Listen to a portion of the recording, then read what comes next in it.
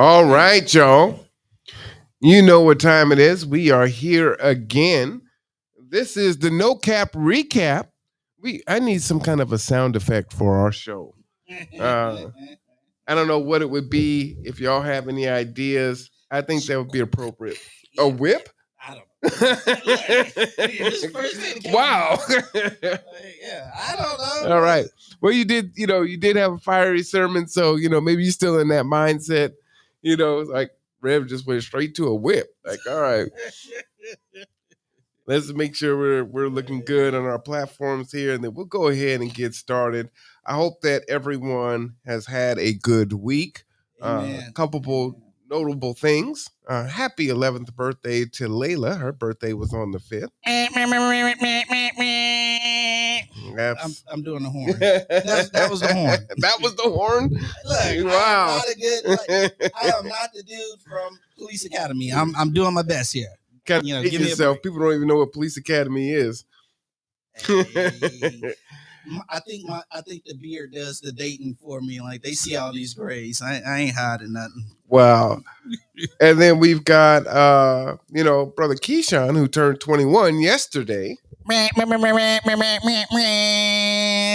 So happy birthday to both of them. Amen. Spent a little bit of time with Keyshawn last night on his birthday, and he's going out to lunch today. So we're excited. And Rob says, "Nice horn, Rev." Thank you, sir. Excuse me, sir. This is the no cap recap, so stop the cap there. Yes, we are definitely old. So we're gonna go ahead and jump into it. Sounds like we're looking good, according to Rob. So this week on the show, and as we always do, just a little explainer. The no cap recap is a chance for us to have a conversation. So Pastor Reverend Michael Ellington is the pastor of New Horizon Ministries. And I'm Marwan Cameron, Mr. C. And we have decided to come together and kind of frame conversations. The Rev from the Christian side and me from the secular side. Although, again, in full disclosure, I am do identify as Christian. But I believe from my side that the Bible has a lot of good things in it that can help you, guide you in your life's journey. I believe that too. Yes, but for you, it's more spiritual, right? and folks are really going through it, right? These are some really trying times, and just want to create some space for folks to gain some knowledge, skills, abilities, some resources that can be applicable, that they can use to help them navigate through their life. So this week, let's go ahead and get right on in to our verses. Today, we're looking at John 10, 7 through 10, and the Rev is using the New King James Version to talk about that. So I'm going to go ahead and read the verses. And as we always do, the pastor will recap his sermon, and then we'll get into a discussion. All right, so verse 7. Then Jesus said to them again, "Most assuredly, I say to you, I am the door, the sheep." You're just cracking your knuckles. Just wait for you to finish. Go. All right, Bruce Lee. Verse 8. All who ever came before me are thieves and robbers, but the sheep did not hear them. Verse 9. I am the door. If anyone enters by me, he will be saved and will go in and out and find pasture. And then verse 10. The thief does not come except to steal and to kill and to destroy. I have come that they may have life and that they may have it more abundantly. So let's jump into your sermon there and kind of get a recap. Why did you choose this particular set of Bible verses and summarize your sermon for us? All right. So let me crack a couple of last knuckles here. So the title of today's sermon was "Everything the Devil Stole," and it was today's message, and I I'm not saying this to promote myself in any way or anything like that. God To God be all the glory. I would you know I would really suggest that listeners go and listen to the message, because it's the beginning of a series of messages, and the overall arching theme of the series is being radical rebels. And I used these particular scriptures in today's message to kind of lay down a foundation of where the series is going. And so my premise is that there's a lot that is lacking, in Christianity, with Christians.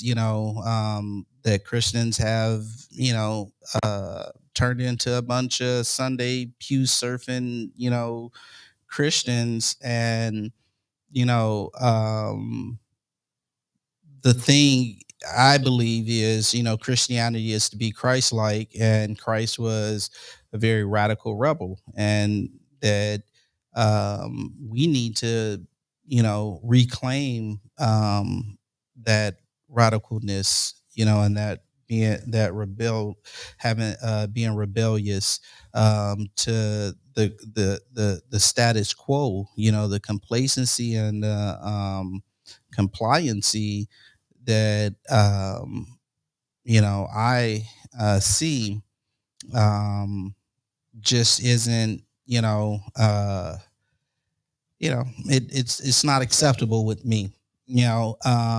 Right now, and I'm not saying that there's no work being done. I'm not saying that this is applicable to every single Christian and anything like that. But in overall, in general, yeah, it's true. The work needs to the work needs to move beyond just like the norm. Oh, we're passing out turkeys for the holidays, and we're doing backpacks for back to school, and like all that stuff is great and that's good and that's part of the work and it needs to be done. But we've been silenced, we've been censored, the church is being censored, and silenced, and like I'm just not gonna be quiet no more. Like um I don't get a paycheck, so I ain't worried about like that. And if anybody that know me, they know like I'm not that one. If you was at my ordination, you know that I'm going one way or the other. I'm gonna proclaim God's word, and like yeah, that I think that's missing right now, that proclamation of the authentic proclamation of God's word. One of the things that really got me going on today's message was a video that I encountered, uh um where, in my opinion, there was the abuse of a child, and it's become when taken into context, it's become prominent. We're being and well, I don't want to say that part because then that kind of start getting Yeah, into some of the give us a summary. Okay, that's it. That's the summary. That's the summary. Yeah, because I don't want to get into the upcoming messages just yet, and that I was going to go that way. So got you. So your message today was the radical rebel, radicalizing. You was here for it, so what did you think? uh, radicalizing your salvation. So Oh, I'll get into that. I've okay, got some okay, notes, right? okay. That's in there, and there's to jump into it a little bit. So I'll answer your question, and then I'll Hmm. come back around. So for me, uh, I think of myself as a radical rebel, right? Amen. Amen. In the starting G2, uh, how I help people, the way that I dress. So I walk through the world as Marwan, right? What you see is what you get. And so in that, I wasn't always that person, right? I was a person who cared about what people thought of me, Hmm. what they, Hmm. um, what they, how I present, Yeah, their to perception the of you. world. And what I'll say is, we all care about that to some perception, right? I mean, we're not walking around here naked, although that might be against the law. But you feel good, you look good, and you can project that, right? But I like to be congruent. That's one of my favorite words. And I want to be congruent in myself as I walk through the world, because then I don't have to switch with you. And then I need to switch with this person. I Hmm. need to switch with that person. And so it's one of the things I actually appreciate about you, because I could talk about the things that are worldly with you, right? And you don't pass judgment on it, right? It allows me to have a conversation where I don't have to feel like, well, I can't say that to the Rev, because the Rev, he's not about that, But that's what's going on in my life, and that's what I want to talk about. Just because I ain't about something don't mean that it's off the table. The Right, but conversation. Yeah, that's for you. But for a yeah, lot of people, it's like, well, no, you need to. They're not having that. yeah, That's yeah. not a place where you can go and have that conversation and kind of speak on things. And there are some differences. Like maybe I'm coming to someone just to talk. Other times I'm having a conversation. I want some feedback or some input or some advice. Right. Typically, if you come to me, sometimes folks will say, "Well, I just want to vent."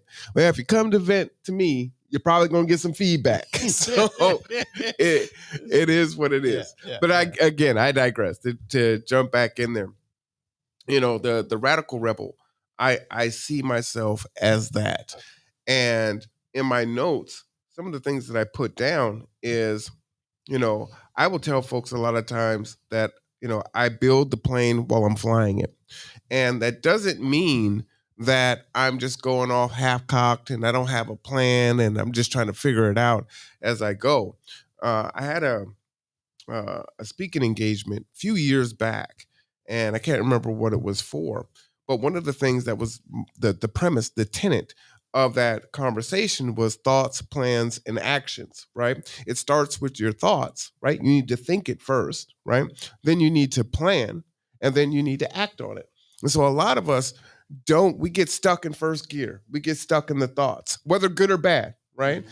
And so in that, we have this analysis paralysis where we're just thinking about it. I need to stop doing this. I need to start doing this, Mm, you know. mm, But we can't get past to the, all right, so how am I going to start doing this? How am I going to start not doing this? How am I going to decrease this behavior and get what it is that I'm looking to achieve, right? And then the other piece of it is, you'll see folks that'll do some planning, but then they don't follow through on it, right? And so they haven't really planned for it well enough for this to be consistent. And so I tell folks all the time that your vision has to have three layers: the layer of what's directly in front of you, the layer of you've kind of held up your eyes a little bit so you can see what's in front, so you don't trip over the obstacles, and then you need to project out a little bit further so that you know what direction you're heading and where your overall destination is, right? And so when we don't do that, we don't know what kind of pitfalls we're going to have, right? Oh, well, I ended up having to go over these mountains, but because I was so focused on the day, right? And you hear people say that, right? All I can focus on is today, right? And but today you need shorts. But by the time you get a few miles down the road, you're going to come into some weather because your elevation is going to increase. yeah. But you don't have a winter jacket for now, and you're not planning for that, right? And so those things are important. But folks can get caught up in that analysis paralysis and say, well, I need to plan for all that stuff in the future, and I need to plan for the stuff that's right here in front of me, and then I need to look at my immediate. And so for me, that radical rebel in me is I'm not going to allow that paralysis of getting stuck in any of those three levels. I'm going to be thoughtful on what it is that I'm trying to achieve. I'm going to plan it out, and then I'm going to take action on it. Now, the difference is I know that this might not work out. It may fail. It may not look the way that I intended it to look, and that's okay, right? Because I'd rather have tried and failed than not have tried at all, right? A lot of people live with these regrets. And I was having a conversation in one of my advising sessions, last week saying, hey, if you didn't die, but because you're really good to say tomorrow's not promised to you, right? Yeah. And we were just having this conversation yesterday, and what I had gave back to you is a lot of people will say, well, if tomorrow's not promised, then why even plan for tomorrow? And we talked about you gave back, probability, right? Yeah. Although it's not promised to you, the probability that it's going to happen is high. Yeah. So you still have to do some planning. And so that doesn't let you off the hook. And so it's important that you are, you know, you have to be consistent in what it is that you want to do. Go forward, make your plan, have your thoughts, and then take action on it. And now you're going to modify it as you go because you can't foresee everything. And for a lot of people, that seems very radical, right? Mm. Why do you think that that's a radical concept? Just simply, making preparation for, the likelihood of living, like. Well, again, as I started at the top of the show, and what we say is, we're in trying times, right? Folks, find it increasingly difficult to, find affordable rent, find a job. They're dealing with all these things. You spoke a lot about the kids, right? And the attacks that they're under constantly. And they don't have this ability to be children. Yeah. One of the notes that I had wrote is, you've got parents weaponizing their children through proxy for political issues, right? There was an article where some kids were wearing Blue Lives Matter, the flag on their football helmets, right? And so the kids didn't come up with that, the parents did, right? And now the parents indoctrinate the kids into those thought processes, right? And so when we talk about like racism, a lot of folks will say, oh, it's not as bad as it was, in the past, but it still persists. And it's like, well, it still persists because the parents are the first teachers, right? Primarily the mothers are the first teachers. So that's a learned behavior. When you get a bunch of kids in the park, they're all playing together and they're not worried about all those Can things. I got a comment. Go ahead. I got a comment. So listen, if you are the person that thinks like, hey, racism isn't that bad anymore, right? My thing with that is this: you can never, what I'm saying, identify another person's pain threshold, and maybe you don't perceive it as being that bad, but that's for you and your experience, uh like if I prick my finger, what I'm saying, if I fall down and scrape my knee, you know I may be, Peter Griffin for 20 minutes, what I'm saying, like in just excruciating. You might fall down, scrape your knee and be like, okay, let's go. Like we can't identify the level of pain, what I'm saying, inflicted by racism on any individual. And so you can't say that, oh, it ain't that bad no more. You know, you don't know how racism affects any individual, what I'm saying, unless they attempt to articulate that to you. And so I hear what you're saying, and I'm trying to be intellectually honest, but I disagree with your statement on that, right? okay, well, disagree then. Come on with it. Well, my disagreement comes in the fact that there are folks that will take the McDonald's coffee. Way back, it's kind of like an urban legend, but it did happen. Mhm. Woman dropped coffee in her lap from McDonald's and then sued, and won millions of dollars, right? Mhm. Well, you'll have that woman who won millions of dollars in this lawsuit for dropping some hot coffee in her lap because she's in the car driving with some hot coffee, Mhm. knowing that it's hot. It says caution hot on there. But then for other things where folks have been wronged, man, they might only get $5,000 to $10,000, right? Mhm. So you'll also see people start to weaponize their victimhood, right? Mhm. The things that have That is happened, true. and That is so true. an eye for an eye. You don't bring a knife to a gunfight, right? Mhm. So I think there are limits in that. So yeah, you fell down, you scraped your knee, and yeah, maybe I can shake it off a little bit better than you can, and it really hurts you, but I think there's still some levels to that. So I can't, and I get what you're saying, Mhm. but I think we're comparing apples and oranges, Speak on it. because like I think what you're saying, as far as speaking to, people, manipulating situations, you know what I'm saying? Like you said, weaponizing, Yeah, but who are you to and say if it's a manipulation, because you can't tell them how they've. hold on, hold on, hold on. Because I'm speaking of what the points you gave, right? You know what I'm saying? And you saying like, yeah, there's a gauge, like, yeah, right. My thing is, what I'm saying, it's it you know the effect of, what I'm saying, racism is, what I'm saying, it's its measurement, on an individual level is intangible, right? So, all right, you get, like, we both, example, right? We both date the same girl, different times. We both date the same girl. She breaks your heart, right? And then, I date her and she breaks my heart, right? You know, you walk away and like, okay, next, I'm whatever. I'm over that.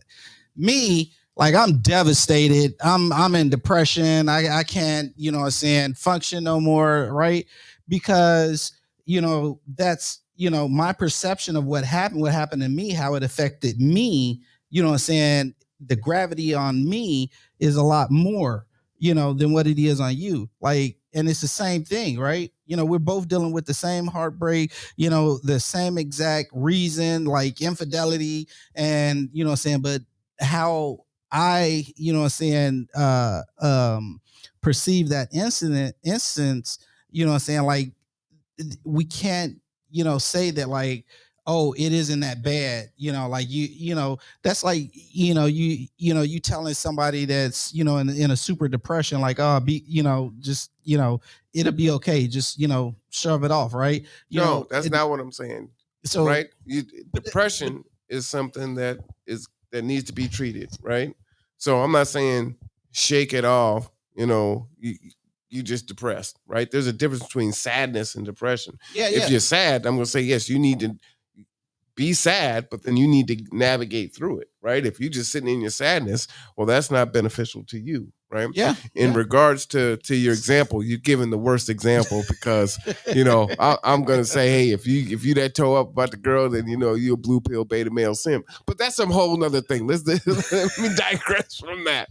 But yeah, no. But But even in that, there's has to be some ranges, right? You're talking about racism, so let's leave it there, right? okay, If someone calls you the N word, someone calls me the N word, okay, what is the range of response, right? So do I could be on the far left of the spectrum, doesn't phase me at all, right? mhm.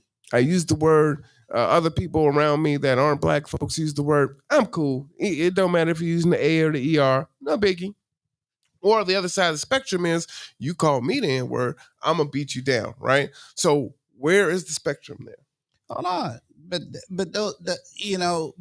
my thing is, see, I don't think it's just boom boom. I think it's, other. Yeah, there's something in the middle. no, there's other dimensions. What's the dimension? So you got point A, point B, and I'm thinking like Y axis and you know what I'm saying, all of that, other stuff because What other stuff? okay, here's the thing, right? So how somebody responds to abuse, like that's a personal thing. It's like pain. That's a personal thing. Everybody's tolerance isn't the same, and so for somebody to say like, "Oh, racism isn't that bad anymore," like maybe not in your perception, but that's your perception of the world from how you and navigate through the world. But for another person, their perception of the world and how they navigate through the world, like this could be the most worst thing, what I'm saying, that, imaginable for them because that's how they, you know, perceive and navigate through the world. You get what I'm saying? Like, And I yeah. think I would right when they look at um, trying to determine guilt or innocence. They'll say, we're making our judgments based on what we believe that people find reasonable, right? So for whatever reason, this woman had coffee spilled in her lap and she was awarded millions of dollars. To me, that's not reasonable, right? If someone calls you an N word and you take out a gun and you shoot them, yeah, I don't care how that affected you. That's not reasonable. No, I What would I mean? agree. Yeah, that's not reasonable. But you know what I'm saying? We're not talking about, response to racism. We're talking about, a person's, what I'm saying, um uh eternal internal. How they take it. Yeah. Okay, I'm Yeah. with you. Yeah. Then making that distinction, then I can concur with your statement. Okay. Yeah, but that's good. That's why we talk things Yeah, out, we right? do. Well, Usually, yeah. Usually, like, and I agree that like, usually, yeah, that there got to be reasonable limits, to stuff, and it just can't be, like, every possibility is okay. You know what I'm saying? Like, no, but like with things like, with certain things, we have to, be willing to validate, what I'm saying, a person's, their lived experience, their perception of it, in some things, not everything, but in some things, like, yeah, you know. so let me ask you another thing before we come way back out the rabbit hole because we done took a left, a right, took a plane. We're on a whole different plane right now. That is not my fault this time. Definitely not my fault this time. No, that's okay. But my inquiry to you is this.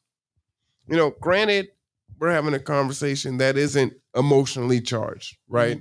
Um, we have a dog in the fight, but we're looking at it from an abstract, viewpoint. What allows us to have this conversation, even though we were vehemently in disagreement at the beginning? What allows us to have that conversation and get to a spot where you're holding your position, I'm holding my position, we dialogue, and I can say, okay, based on what you're saying there, I can see that, and then you can see my side of it. Well, I think it kind of goes back, and I'm trying to remember exactly the previous. We just recently had, and I don't know if it was last week or the week before, where we were talking about conflict resolution, and where I was saying like, yeah, you got to be willing to hear another person out, and be willing to concede and say like, okay, well, maybe I'm wrong. You know what I'm saying? Like just having that open mindedness to other possibilities of other realities, like it's okay. You know what I'm saying? To put yourself in somebody else's shoes to see their reality. Like, and that's how you get to a point of understanding and forward momentum, what I'm saying, in life. It's like, yeah, I'm not just so so stuck in like my position. However, even though, like, all right, so for example, like, all right, I'm like you said, like, you're holding your line, I'm holding mine. However, what I'm saying, um it's like we're parlaying, because like I like the period films, right? So it's like, you got your army over here, I got my army over here, and then like the two guys on the horses, they come and meet in the middle, and like, let's have a discussion and talk it out, and like, what's this gonna really look like, what I'm saying? Like, we're parlaying, like, that's okay, what I'm saying? Like, yeah, that benefits, what I'm saying, I think you and I, what I'm saying? Because, like, even though I'm still, held to my position, because I'm willing to listen to yours, what I'm saying, I'm now expanding, my position to include, some of what you have to say. I can accept some of, your premise, right? I can add that, and that doesn't diminish or harm, my position. It strengthens it, because now, I have a wider horizon, a wider view, what I'm saying, of life. Okay, so then the question that I posed to the audience was, how do you believe we were able to have a conversation when we vehemently disagreed? And then what are the elements that you can identify? And I said, for example, respect. So what are some of those elements, other elements that you saw, uh, or that exist between us to have a conversation where we disagree but can have that conversation? So one was listening, right? Mhm. What else? Can you rephrase the question? Hey, look, I gotta be 100. Like, yeah, rephrase that, bro, because you shot over my head. All right, so let me paint the picture. And the reason why I'm having this conversation that may seem rudimentary to all of us brilliant people out here in the world is this is one of the big pieces that hold us back in making progress in whatever it is we're trying to do, right? Whether it's an organization or goal setting, things of that nature. So what I'm saying is we had a disagreement, right? And we talked through that disagreement and we came to an understanding. What were the attributes or the traits that allowed us to do that? Mhm. So respect is one of those. Yeah, yeah, right?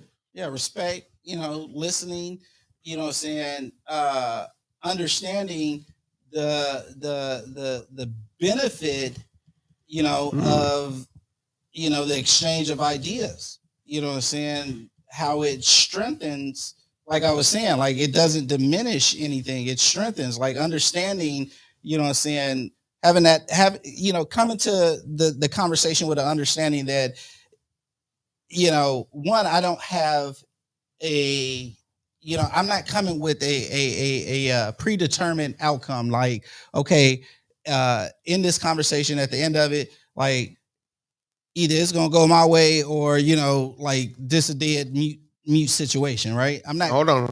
Yeah. Too deep in it, Okay. just Okay. state it and then state others, but not having a preconceived outcome for the conversation. Right. That's Right. interesting. Right. Right. Hmm. All right, I'll leave that there for now. And, and the only reason why I'm gonna leave it there is sometimes people do come to the table because I'm here trying to convince you that Yeah. this is, Yeah. my hope out of this conversation is that at the end you'll see it my way. Yeah. So you're saying that you're stating what you believed, but you're open minded, and that's what Kendra put in the chat, Mhm. to add information and maybe modify your thought or your Yeah. belief, right? Yeah. I may not, but I'm I'm open minded enough that I'm if open I to it, yeah, right? if Yeah. it makes sense to me, then and it's logical, okay, yeah, I can expand my thought on that. Exactly. Okay. And that's what happened in the conversation within the exchange of both of us and our analogies, and I turned out being a blue pill beta male simp, in my analogy, said I don't know how, but anyway, my point, yeah, we can discuss this until like either we're blue in the face and like I don't see anything in what you have to say and you don't see anything in what I have to say, and like, okay, and that doesn't hurt anything. Like, we can still move forward where you hold on to your ideas and I hold on to mine, you know what I'm saying? And that's okay, you know what I'm saying? Or we can get, so that's what I mean by not coming with a preconceived outcome. Mhm. And that's the problem. We have these absolutes that you have to, and this is, Well, there are absolutes in life. there are, but what I'm talking about is in communication, you know what I'm saying, in us, in dialogue between two people and their ideologies, Sure. Sure. So like, and I have no problem with saying this, right? I don't think that I believe that homosexuality is a sin, right? And I use this example because this is prevalent in society today. The alphabet community is very prevalent in society. So I believe that it's a sin. However, I also believe that that's not my place, to tell somebody whether or not they can participate in sin. You know, so we can have a discussion about homosexuality or abortion or any of the other controversial ideas where I'm willing to listen to your side of it while you're pro and I'm you know against it, right? And so I'm willing to, we can exchange those ideas where, either, like I said, either we can go blue in the face and I stand on my line, you stand on yours, or there's modification, somewhere between one or the other, or, what I'm saying, like the outcome is infinite. That's fine, but when we come to a conversation with this has to be the outcome, you have to change your stance and accept that, my lifestyle is okay. No, I don't have to do that. What I have to do is respect your choice of your opinion, of your, your perception of the world. Like, that's fair. So does that go with racist also? Yeah. Okay. It does. And so I think a couple of weeks ago, we began to engage in that conversation with the young lady that came out, right? And she was like, "Oh, you have to shut down, the uncle racist at the dinner table and, put him in the closet." And I'm like, nah, you know what I'm saying? You don't. You let him, state his ideas. Let him scream them from the rooftop. Let him, be free to express those ideas, because what it does is, one, exposes the person for who they are, what they believe, you know what I'm saying? But two, you know, uh, I'm thinking about, the younger generation, you know what I'm saying? And what happens is, if they're hiding their beliefs and they're secretly installing or covertly what's the word? Covertly Installing those ideals into the next generation, it proliferates, right? But if you present good and evil to most people, they're going to choose good over evil. If you just give them and say, like, okay, this is their position and that's their position, they're gonna be like, well, Uncle Racist, all right, they got a different color, but what did they do wrong? You know what I'm saying? They'll start to question and, make those connections of right and wrong.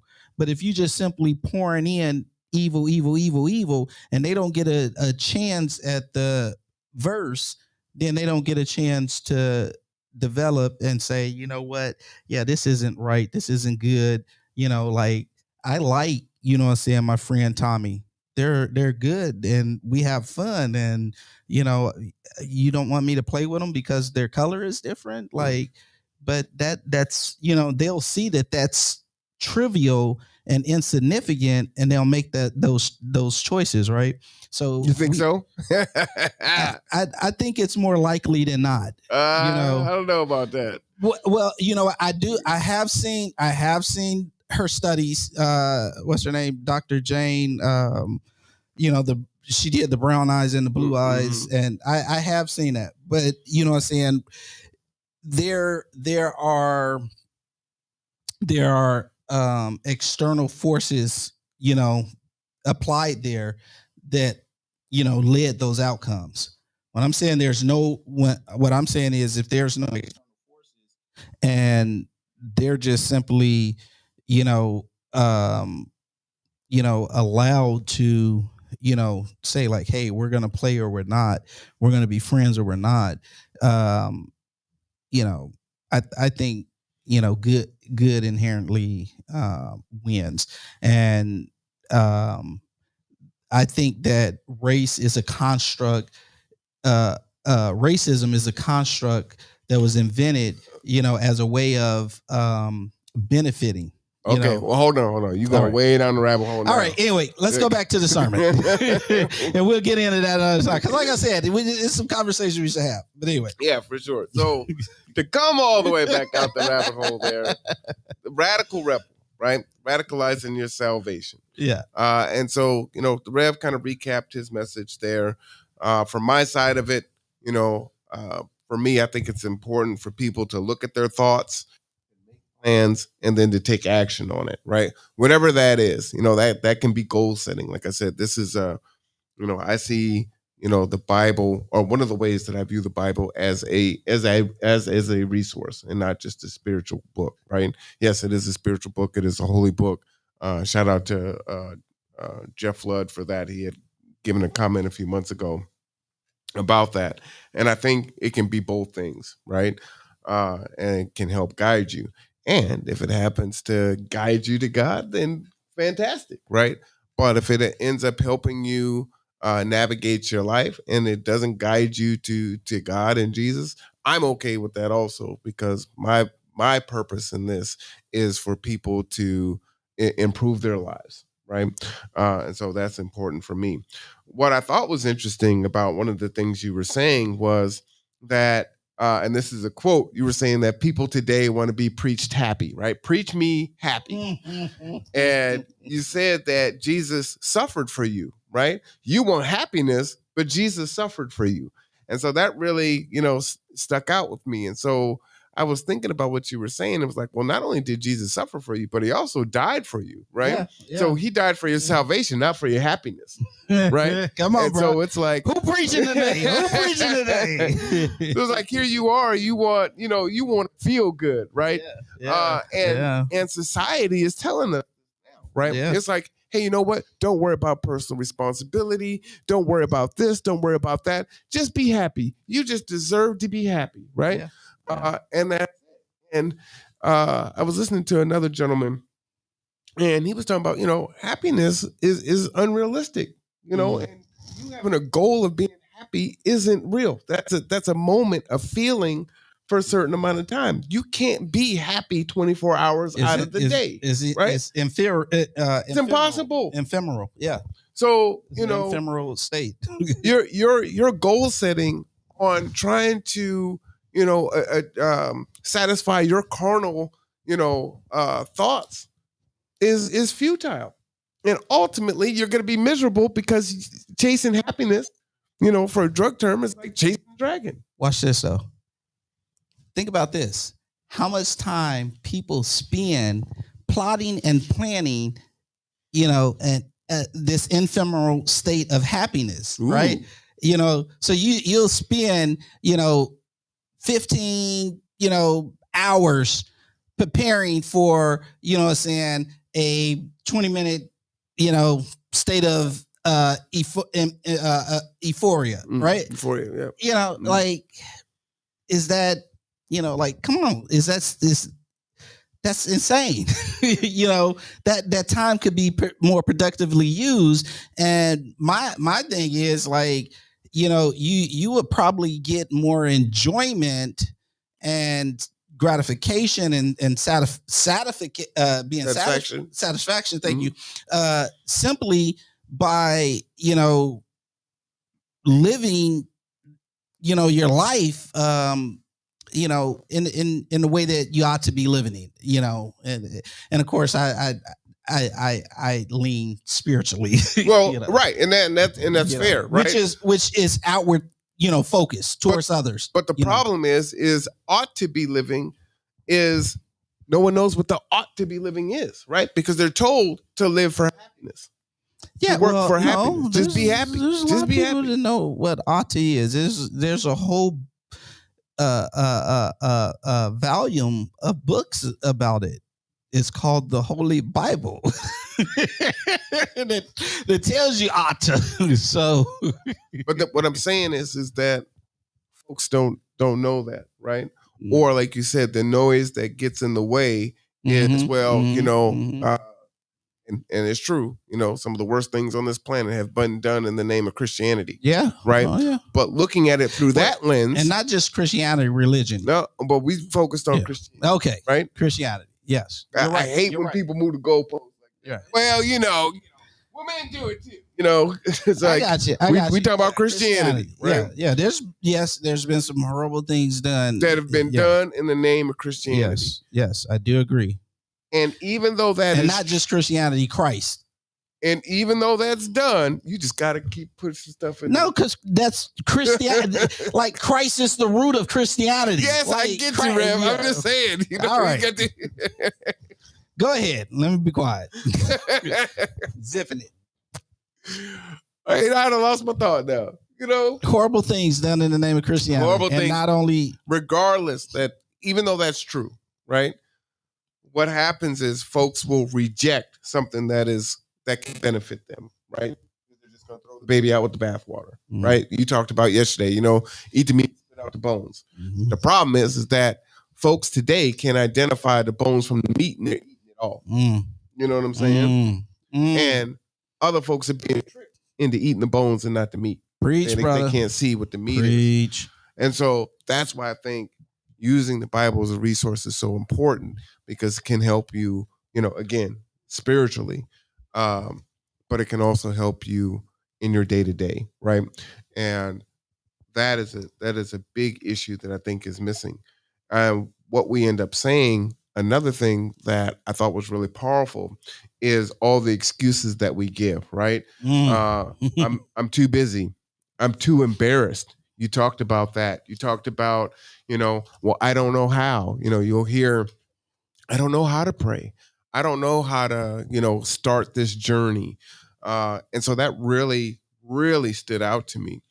And that becomes the reason on why you don't go forward. And that's why I say it's so important to be radical, right? In your thoughts, plans, and actions. No, I don't know how. But you know what? I didn't know how to do a podcast. Started watching YouTube videos, started watching other people, started with the phone, started adding things on, right?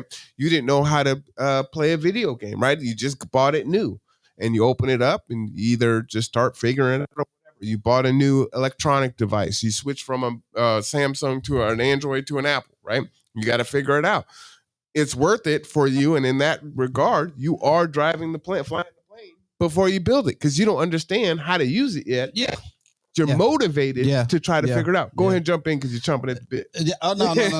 No, because I had to literally, stop myself, in the list, right, of excuses that, are made, that, that I've heard, that I've used myself, or when and, it's just like it like it's mind boggling, the number of excuses that we, what I'm saying, that we come up with, for not doing, what we know and we deep down know is most beneficial for us. And one of the biggest ones, that really, kind of stuck with me as I was, creating the list, because it was, I don't know, they were just coming to me like one after another, after another, after another. And so I give all glory to God for it. But, uh, that's embarrassing, not wanting to be embarrassed, or thinking that, doing something for Christ is, will cause you embarrassment, will prevent you from doing it, and I understand that embarrassment, is, a personal perception, right? Like, okay, that's fine. But people, using that as an excuse because they don't want to be embarrassed for whom they say that, is their Lord and Savior. Let me Or touch on that, Rev.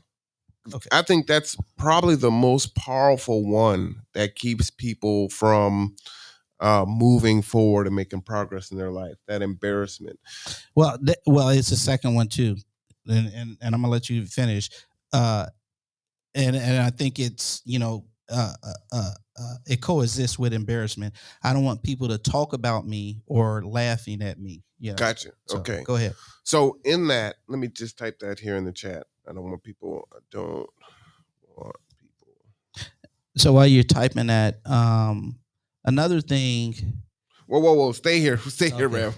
Okay. Okay. Stay here. Okay. This is big, right? Yeah. And why this is so big is we can identify with the things that we're sharing, right? I have felt embarrassed to stand up and speak in front of people. I have felt embarrassed to raise my hand and ask a question because I don't understand. I need to complete the assignment. I can be in junior high, I can be in elementary, I could be in high school, I can be in college, I could be at work, right? I could be in church. I don't understand, but I don't want to look stupid. So I'm not going to ask. I don't want to be ridiculed. So I'm not going to ask. I'm just going to try to figure it out. Or I hope and I pray that someone else will raise their hand and ask the question. And when they do, you're so relieved because you're like, oh, I had that question too. And that stops us from progressing in our life. I'm embarrassed because society tells me as a black male that I should dress a certain way, right? That I should identify with certain things, that I need to be chasing the bag. I need to be, hitting up these thotties. Or the baddies, I need to be doing this and that. I need to have this type of car. I need to listen to this type of music. I need to talk in this way. I need to do that. So if anything is counter to that, then I'm a square. I'm an educated lame. I'm a nerd. I think I'm above other people, right? And that will keep me from being there. I shared a story a few months ago. We were at a space with a bunch of kids, and my daughter wanted to do math problems, and one of the other kids said, "Nerd alert!"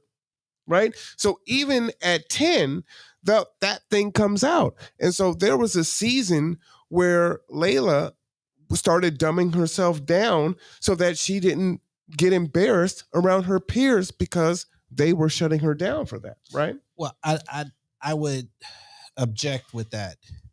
I think your premise in that is not that she's being embarrassed, but that she's being bullied, you know, uh, into dumbing herself down. Well, embarrassed, bullied. What it is the standard, the status quo, Yeah. right? The prevailing thought on how we should be, Yeah. however we're fitting in that box. A Christian, a kid, or whatever, right? I may be pressured or bullied, or embarrassed to acquiesce to the group so that I don't stand out, which is why I led in the beginning, right? I have a tie on 6-7 days a week, and my own community will make judgment on me. Yeah. Right? I'm in a bar last night. I got a tie on. Right? But I came from an event where I was wearing a tie. I don't have time to go home and change. But again, that's who I am, and it doesn't matter where I am. I'm Mr. C. I'm Marwan. That's who I am. So I don't worry about that. I want to go back to the Layla thing. Sure. Because I think that's very powerful, very important. Point that's being made there, which is the way that we are programming our youth to value Oh man. non-educational things, you know what I'm saying?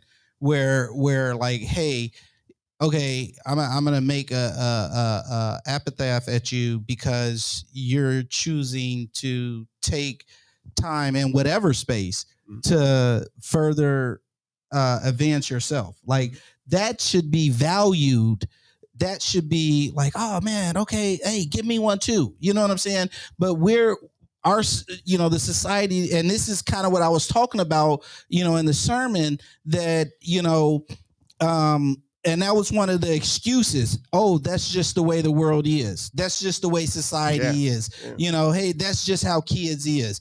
Why are kids that way? Because we're teaching them what to value. We're teaching them to value, oh, you didn't, say anything about yesterday's football game, but you're trying to teach yourself math. You know what I'm saying? Oh, you ain't got nothing to say about the beef between Kanye and Donald Trump or whatever is happening. They actually whatever. like each other, but whatever. Yeah. I know they're related somehow. Anyway, my point is, like we're teaching them, what to value. You know what I'm saying? And then at the same time, we want to penalize and we want to penalize them, you know what I'm saying, and punish them for not being successful in academics, later in life, and or even at those earlier ages. Oh, you're grounded because you brought home all D's and F's, but all they see is mom and dad, you know what I'm saying, watching football and basketball and, Dallas Housewives and, Married at First Sight. And, I think the point is parents are the first teachers. Of course. Right? And so, of course. And they're the most important teachers. And if that's what you value, right, then your kids are going to value that. So your kids can't get in the car and drive themselves to where you got them. Your kids can't watch a program that you don't allow to happen. The kids can't eat a meal that you don't, put in front of their face, right? So you have this time now with your children, and you know how hard it is for you in society as an adult. And are you doing your child a disservice? And you're training them up to be the same way. Right. As you. Like you're struggling in as an adult, right, operating in the space and even as adults, I believe we're pressured and bullied into, behave in certain ways, at least until, it's a poverty mindset, but even in adulthood, that persists. Yeah. And that's what I'm saying, at least until like you grow enough to realize, that you can, like, I don't care. No, I don't think they do realize it. I think that's what I said. Unless you can grow to get to that point, right? Like I've grown to that point where it's like, look, I love God. I don't care what you think. You know what I'm saying? I'm not doing this stupid stuff. I'm not falling in line with. I don't care what you think, right? Like hold on, but I'm gonna stop you, Rev. I'm gonna stop you because you have a unique experience where you share on this show every week that you're the type of person that you always walked your own way. Yeah, right. Yeah, that's true. Everyone ain't like that. That's true. So then it is very hard to break out of a poverty mindset if you're not your own person, right? That's and true. you are That's more. Yeah. You have been so isolated in your experience, and you're looking for acceptance, right? And that's what happens with a lot of our young boys, right? They're not getting love at home, they're not getting support, and the gang provides that to them, right? And so then they gravitate to that. You say, "Hey, I ran with a gang, but I was still my own person. I ain't doing that." Most people aren't like that. That is a very, very unique trait, and so I always try to be careful when I'm telling those stories, because it might have been hard for me. It's going to be harder for you. Or maybe this was really easy for me. Yeah. Because it just was. People talk about, hey, when I decided to quit smoking, I just put it down. I was done. Other folks, they continue to struggle with drugs or alcohol, and they're going to meetings and doing all the work, and they're constantly doing the work, and they fall down from time to time and get back up, and the struggle and the struggle and the struggle, right? And so it's a different experience. Like, oh, I just don't have a temptation. I just don't desire those things anymore. So that can be really difficult. Yeah. We are way past time, but I just want to stay in this just for just a second longer. Okay. um, Okay.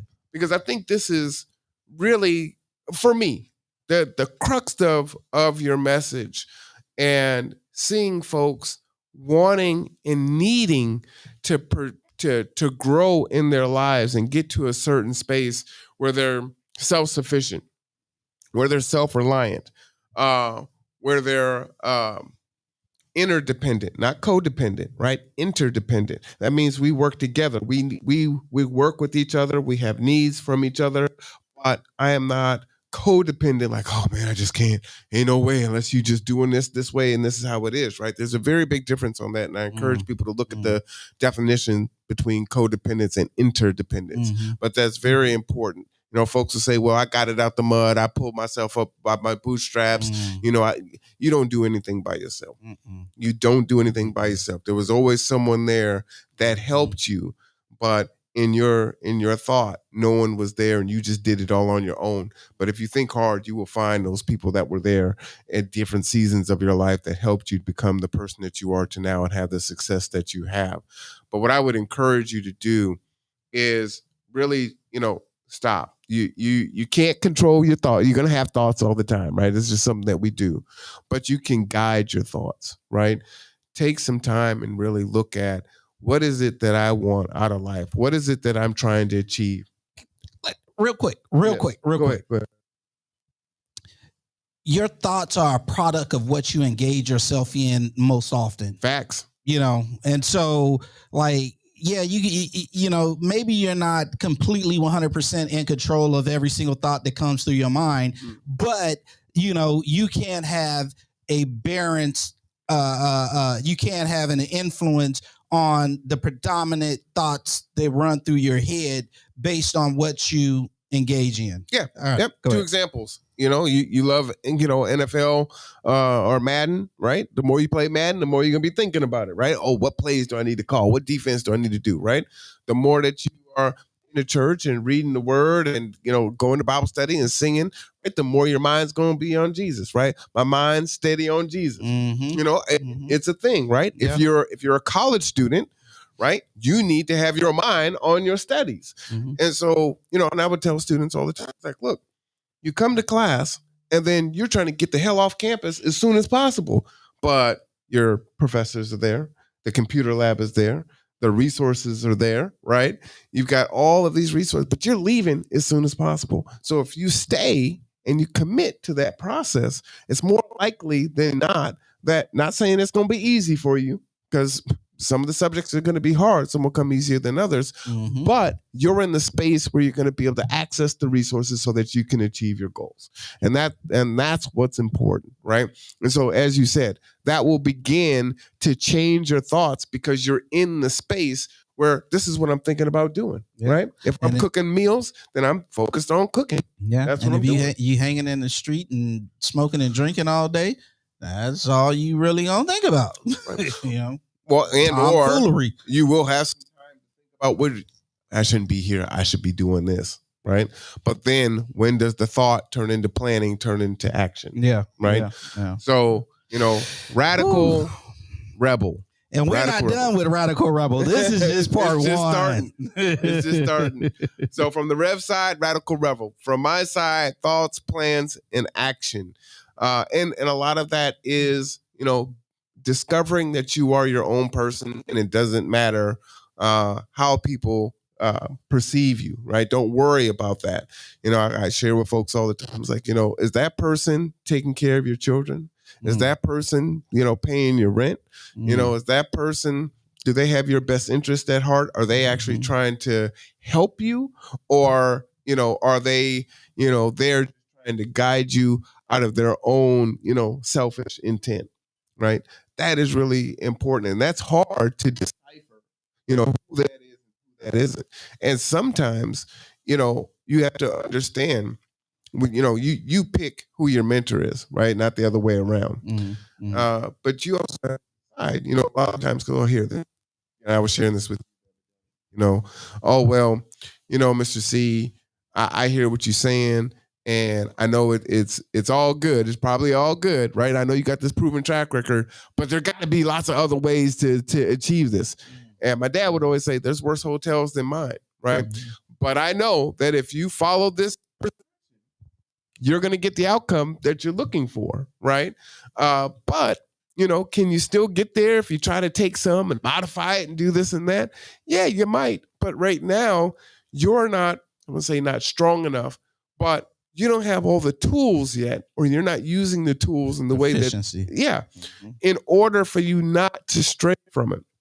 And so you see it, and we talk about it all the time when we help folks and then they disappear for a while, right?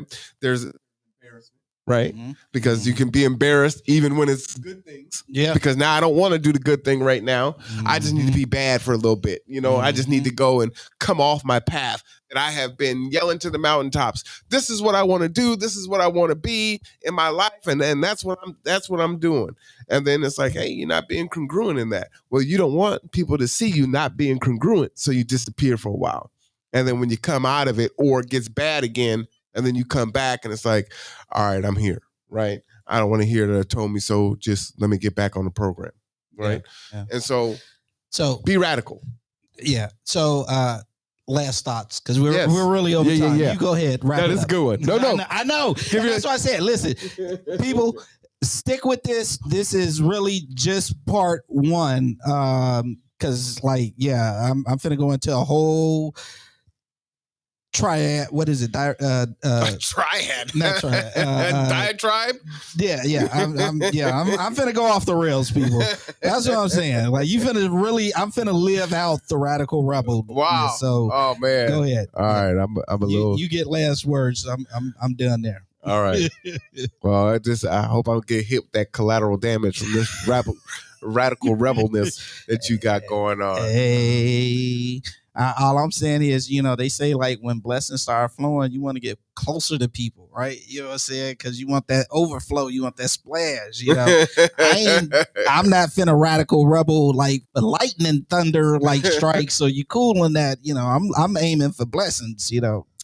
The last thing I'll say is in your pursuit of being a radical rebel, I think you actually will find more happiness than if you didn't, right? I believe so. I believe so. And so just kind of circling back and talking about, folks trying to, I just want to be happy, be happy. I saw a woman wearing a t-shirt, be happy or feel good, right? It's like, that's a moment, you feel good now in this moment. You made yourself physically feel good with what you put in your mouth or, have a sexual relationship, whatever the case may be. But that's just a moment in time.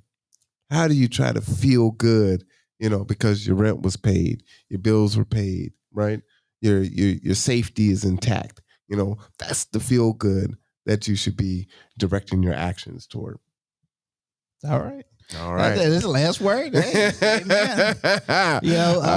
for the No Cap Recap, I am Reverend Ellington. This is Brother Marwan Cameron. Mr. C, Mr. Ice. Y'all don't know about the ice. We're going to bag up off of that one. Listen, we thank you guys for tuning in and joining us in today's conversation. We'll be back, if the Lord says the same, next week. And there's a very high probability of that. So, if the Lord says the same, we'll be back with another No Cap Recap. We'll go into part 2 of the Radical Rebel. And we're going to, as this progresses, the conversation will get what's the word? More nuanced? No. Radical? Yeah. Uh-oh.